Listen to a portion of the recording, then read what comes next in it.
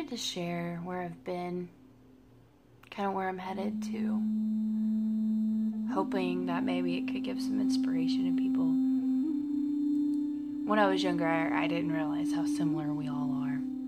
We're different, we're unique in our own way, but we struggle in very similar ways. And a lot of the people I'm friends with have similar struggles. That doesn't mean that we always have the same solution, but to me, some of the best solutions in my life have been the most simple ones. And as somebody who frequently overthinks things, it's good to have something simple to grasp onto. You know, the dark night of the soul has been a frequent place that I've visited off and on in my life.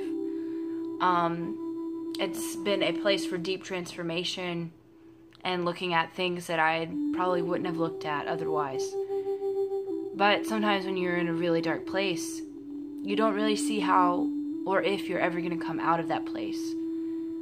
You may begin to believe that it's not possible, or maybe you're not strong enough, you're not capable enough. And I guess there are two things I want to touch on. One of them is when you're in the dark night of the soul, the best thing you can do is to stay in the moment. Not try to figure out the past, not try to figure out the present.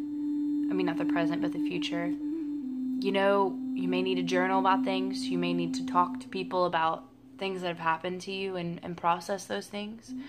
But in your day-to-day life, try to stay in the moment. Try to get in touch with your breath.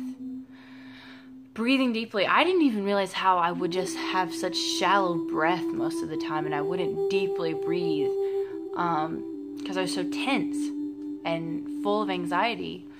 And recovering from addiction has taught me that I have to stay in the moment. I have to stay in today, because that's all I have control over is the next few minutes.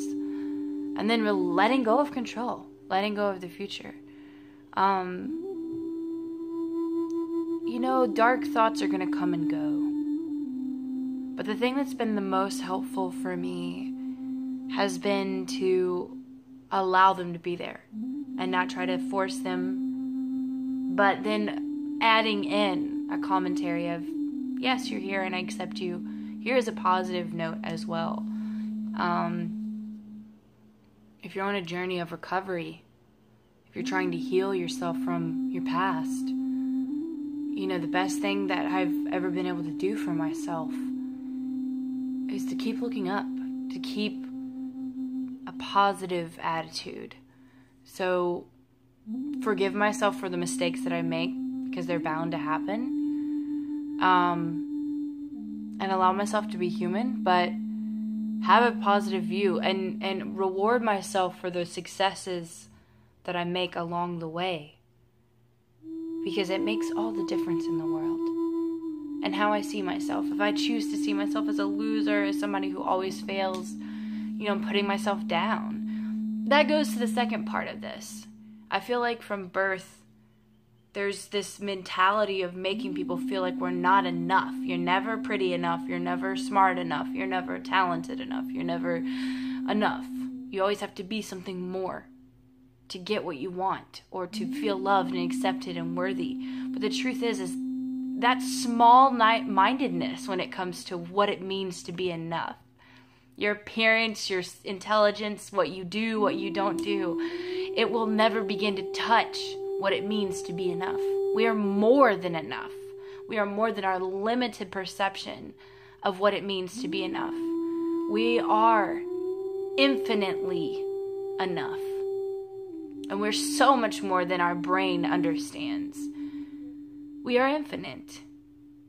And what I mean by that is there's infinite potential within each of us. We can be anything. We can do anything. The chains, feeling like you're not free,